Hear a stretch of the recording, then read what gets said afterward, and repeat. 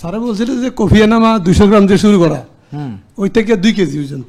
ও মাশাআল্লাহ মাশাআল্লাহ, শাবাশ। মানে আইবিএস বলতে কাকে বলে? মানে আইবিএস এর যন্ত্রণা, মানে মরা আইবিএস সব ওই যে কফির সাথে বের হয়ে যাচ্ছে, সব শেষ আলহামদুলিল্লাহ। মানে আইবিএস শেষ, মানে এত শান্তি পৃথিবীতে আর কোনো কিছু হইতে পারে না। এটা মানুষের আমি স্যারের জন্য দোয়া, দোয়ার জন্য আর অন্য কিছু আসলে।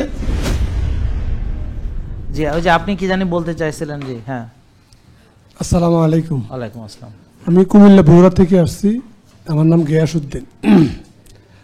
আমি অনেকগুলো রোগে জর্জরিত ছিলাম, যাক আলহামদুলিল্লাহ সারায়নে আসার পর থেকে আজকে 6 মাসে পুরোপুরি ইনশাল্লাহ সুস্থ আলহামদুলিল্লাহ।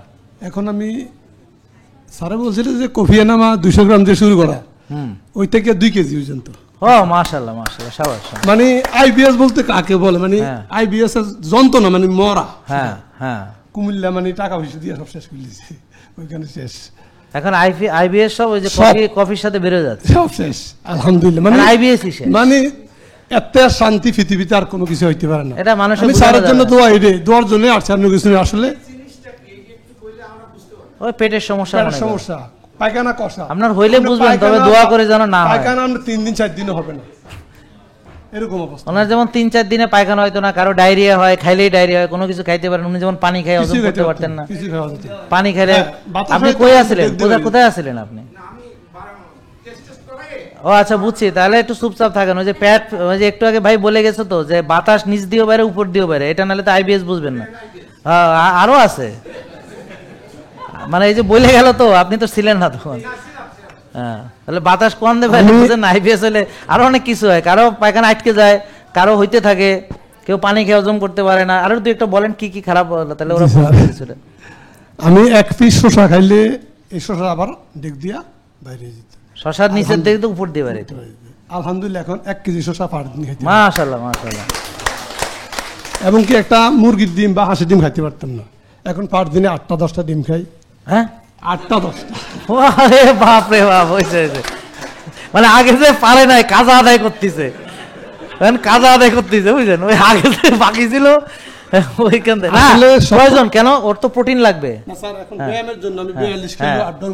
আলহামদুলিল্লাহ, মানে ও 42 কেজিতে উঠছে, মানে ওজন নিতে পারছে। ওজন আমি এখন ইয়েতে আছি, 59 আছি। না না, 42 কেজি কি না, মানে বলছি 42 কিলো জার্নি করে যায় আমি ব্যায়াম করছেন। আচ্ছা, গুড। এখন পার দিন গুড, ঠিক আছে।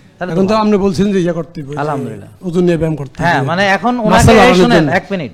এখন যারা আইবিএস রোগী, উনি তো আইবিএস মানে ভাই খেতে পারে না, খেলে হজম হয় না, বুঝছেন? আর না খেলেও পারে না, খেলেও পারে না, সোজা কথা, এটা একটা মহা যন্ত্রণা। আচ্ছা, এখন শুনেন, উনি যে খাইতে পারে নাই, তো না খেলে মানুষ কি হবে ওনাকে দেখলে বোঝা যায়। কিন্তু যখন ওনার সত্যি সত্যি আইবিএস ছিল, তখন দেখলে আরো টের পাইতেন যে একটা আইবিএস আরো শুকনা ছিল। হ্যাঁ, তো আইবিএস রোগী দেখতে কি হয়, কঙ্কালের মতো হয়। কেন? কারণ যেহেতু সে খেতে পারছে না বা খেলে হজম হচ্ছে না, তো আলটিমেটলি না খেলে তো মানুষ কঙ্কাল হবে। আর বডিতে কোনো পুষ্টি নাই, মানে কোনো এনার্জি নাই, কোনো শক্তি নাই, কোনো মাসেল নাই, কোনো পাওয়ার নাই, কিচ্ছু নাই, নির্জীব একটা মানুষ। আমার কথা বুঝতে পারছেন? আর অবশ্যই মেজাজ থাকবে অত্যন্ত খিটখিটে, হ্যাঁ, এবং ঘুম হবে না, খালি টেনশন লাগবে, প্যানিক হবে, এবং মেজাজ খুব খিটখিটে থাকবে। হ্যাঁ, তো এটা হলো আপনার অসুবিধা। তো এখন এই লোকটা তো এখন আলহামদুলিল্লাহ খেতে পারছেন, তো এখন উনি ভালো প্রোটিন খাবেন, বেশি বেশি ডিম, মাছ, মাংস খেয়ে, তারপর ওজন নিয়ে আস্তে আস্তে ওনার শক্তি, ওজন বাড়বে, মাসেল বাড়বে। হ্যাঁ, হচ্ছে, মাসেল বাড়বে, ওজন বাড়বে, আর 7-8 ঘন্টা ঘুমাবে, আস্তে আস্তে তার গঠন হবে।